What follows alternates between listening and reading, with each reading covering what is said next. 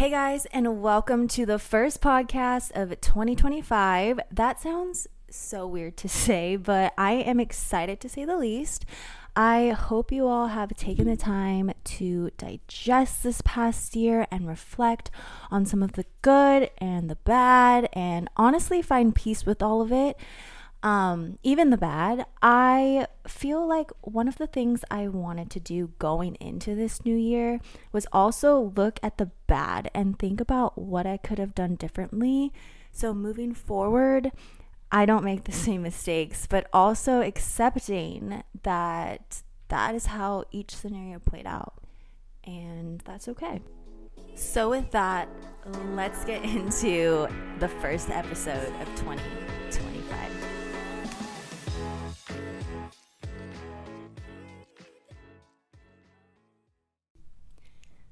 So I don't know about you guys, but 2024 was an amazing freaking year for me. And that has honestly not been something I've been able to say in a really long time. I know a majority of 2023 was really good because obviously I had my transplant halfway through the year and it was just a great year, but it was a year of healing, and 2024 was the year of living. And by living, I mean so many different things. So much has happened in 2024, and if you've been following along on Instagram or on this podcast, you know all the things that I've been doing and I've done and got to live through. But if you don't know, I'm just going to briefly share the highlights of 2024. Basically, one of my favorite things that I ever could do in my life is travel. I've always loved traveling, even if that just meant going to the beach, which growing up, that was a mission to go to the beach on the weekends. Just things like that just brought me so much joy. And when I was on dialysis for those 5 years, I didn't really have the option to travel anywhere overnight. Even just going for the day was not that much fun for me, especially the last couple years of being on dialysis. It was just hard on my body, mentally, physically. The sun was not my friend. And so trips just didn't even sound fun to me for the longest time. And this year, 2024, I went a lot of places, and starting off, I got married again to the same guy, of course, in February, and we went to Seattle, and that was the first trip of the year. I went on a bachelorette trip, and it was a cruise, and we went to Miami, and then we went to the Bahamas. And yes, I got super sick on that trip, but it will always be something I'll remember and have that memory with that friend that we went on that trip and everyone got sick and it sucked and I had a fever the entire time. But I did go to the Bahamas and I got to use my passport and go to Miami for the first time. I went to Vegas with a group of friends, and that was like my first, it was my second Vegas trip of my life, but it was like a very fun girls trip to Vegas, which if I got invited to that before, I would not have gone. It would be way too much for me to go and set up my machine and deal with all that with these girls that I'm sure wouldn't mind, but I know I wouldn't have gone. And then I went to Vegas a few months ago for a new job, and I went for work basically. I got to go to Hawaii to celebrate my 1-year anniversary thanks to my mom, and my whole family went. My parents, which if you know my dad, you know he doesn't travel, and my dad came to Hawaii, and it was so much fun. Franz and my sister's boyfriend came, and it was just so fun. And I went to Miami again. Franz and I went for Taylor Swift Part 2, and we got to see Miami in a different light and also see Taylor. So it was obviously an amazing, amazing trip. On top of that, I came to San Diego a couple of times to visit. I then randomly moved to San Diego, and that is just something obviously would never have happened if I was still on dialysis. It's scary for anyone to just on a whim accept a job in a completely different field, pack up, move without your husband, without your things, without your dogs, and just move in with a stranger and have a roommate for the first time in your entire life like that. Like this is like college or something. And just see how it goes. Like putting everything on the line for that. And I did that. And so once that happened, I was visiting Modesto and I was visiting Arizona a lot and just constantly on the go, nonstop, 24/7 this entire year. Like there was never a pause button. There was never a stop button for sure, but there was no pause or slow down. It was just fast forward nonstop this entire freaking year. And I have nothing to complain about. I feel like I made up, not that I needed to, but I made up for all of the missed experiences, all of the sad days where I felt like I was missing out on life. I made up for all of that this year, 2024, and I will forever be grateful for 2024 for giving me life. And like I already said, like, yes, I had my kidney in 2023 for most of 2023, but that year was a year of healing for me. Although I was lucky and I quote unquote bounced back very quickly and I felt great very quickly, I was healing that year. That entire year I was healing, and when I look back on 2023, it took me longer than it felt like to really be back to like myself. And all of 2024 was just open playing field for me to just live in the body that once was, but is even better now.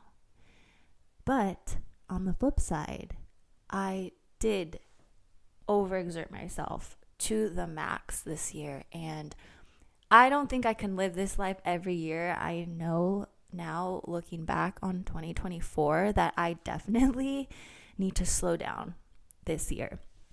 Moving forward, I can't be going 100 miles an hour on fast forward this entire year of 2025 and think that I am going to be so happy and lively and full of life, and just no, it's not possible. And so one of the things that I am working on this year is having the ability to say no to certain things that aren't that important, and not letting the thought of letting people down dictate how well I take care of myself.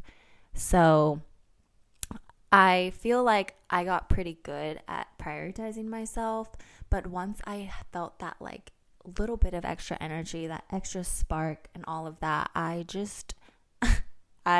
completely ran with it, and I have not taken that breath since. And the first time I did this year was actually when I was supposed to go home for Christmas, and I just was like, friends, listen, I don't think I can do it.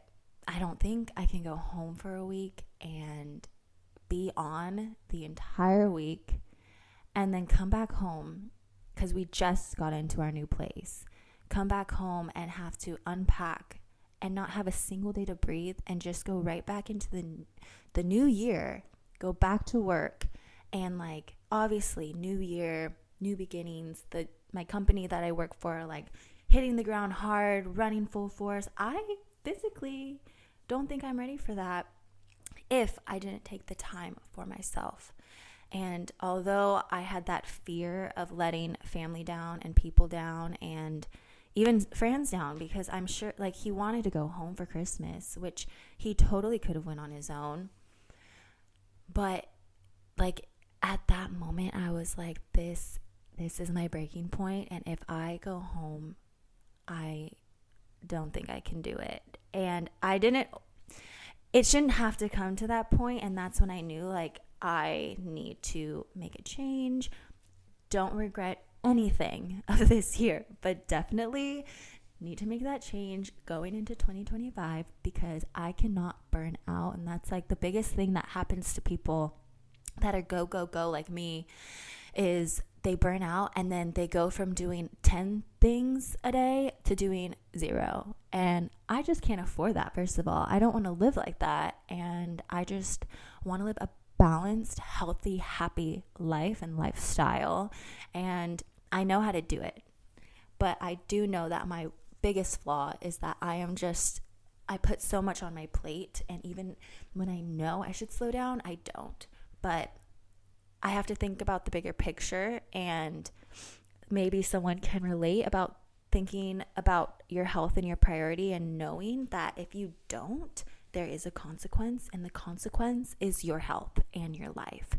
It's not just, oh, I don't get something done like a lot of normal people. It's, oh, I'm gonna lose out on life, actually, because I'll be put down for a long period of time. It takes longer to recover. Even though I'm very healthy right now, it still takes me longer to recover from a hit like that, and too much going on and exertion and all that than the average person. And I don't want that. And I don't want others to feel that and feel the repercussions of me not slowing down. Then I can't be there for others either because I can't even be there for myself. I feel like all of 2024, I prioritized myself 10% and others 90% of the time. And my goal this year is to prioritize myself 60% at the bare minimum, 60%, and leave 40% for everyone else. And the reason that it's 60 and not like more or less or whatever is because I really feel like my heart and my soul wants to prioritize people so much. Like, I cannot say no. Even if I don't want to do something, if someone wants me somewhere, I will just say yes to make people happy. And I do end up having fun at the end of the day, whatever it is that we made to be doing, whether it's a fun thing, I'm helping someone, whatever it may be, it always ends up being fun or it's over with. But I need to really just start thinking about myself at the end of the day and giving myself the time to recover, giving myself even time away from just my own shit and just being like, no, like I'm going to read today instead of scroll on a fucking TikTok, or instead of watching TV, I'm going to read, or I am going to watch TV today and instead of doing these 10 other things that can totally wait until tomorrow. And I just want to prioritize my health again. I don't know if anyone has gone through this, but fitness used to be a big part of my life, and it still is, but it's never been the same since I originally got sick. Knowing that you can work so hard on your body and your health, and within one day, it's gone. And until you experience that, not once, but multiple times, it makes it so hard to commit to the gym, knowing that it's not even just your aesthetic goes away, like your entirety of muscle, endurance, everything can go away within a day of taking medicine, a day of having a flare up. And you always hear, oh, one bad meal won't make you fat. Oh, one bad week of doing this won't make you lose all your muscle. No. But pumping your body full of high toxic medicine to keep you alive because you overdid it and you're having a flare up will do that to you. And it's like a completely different type of mind fuck, which has made me like just so hard to get back into a good routine at the gym. It's either all or nothing with the gym with me. Either I'm all in and I'm going hard every day, or I'm like, fuck it, and I don't go for 2 weeks, and then I feel like shit. So I know that I also need to find a balance in that. The key to this year is balance. And what's crazy is that's not even like my word I would give myself going into 2025. But I think it should be added to the list. Balance. Because I need that. I am like a fucking teeter-totter, and I'm either up or I'm down. I need to be in the middle with all aspects of my life. And I feel like that's something everyone strives to get to, but it's like, how? And I feel like one of the easiest way to make a plan to get there is to reflect. Look back on 2024. It's the perfect time. It's New Year's today. It's the first day of an entire year. You just lived an entire year. Think about what was so good. What happened that was so good? What happened that fucking sucked? And really think about why that thing was bad, or things were bad or ended up the way that they did. How could you have done that differently? How could you have felt better at the end of that situation? And moving forward, how can you implement that? For example, if I wasn't go months on end leading up to Christmas, I would go home for Christmas. And I would have been there with my family and Francis' family and my friends and his friends, and it would have been a normal Christmas, and we wouldn't have been here alone. It wasn't a bad Christmas, by the way, but I'm just saying.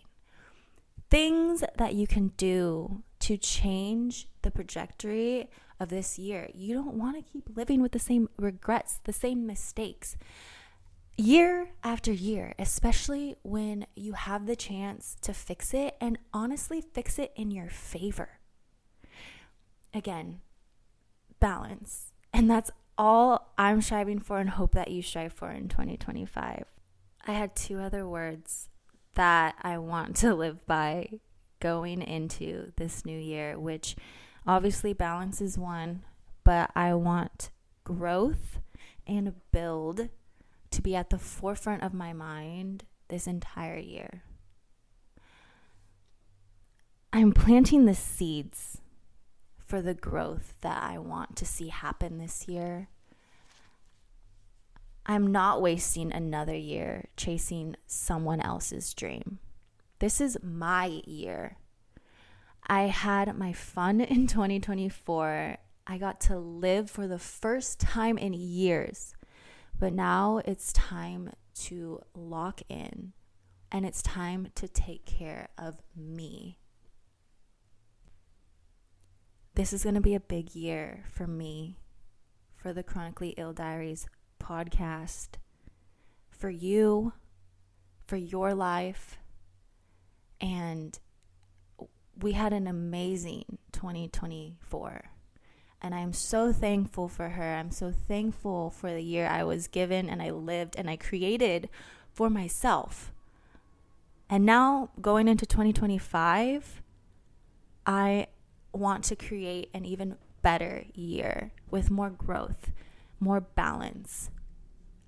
I can't wait to see what amazing things can come in 2025 for all of us. And I'm so excited to see you back here on the podcast for a whole nother year of the Chronically Ill Diaries podcast.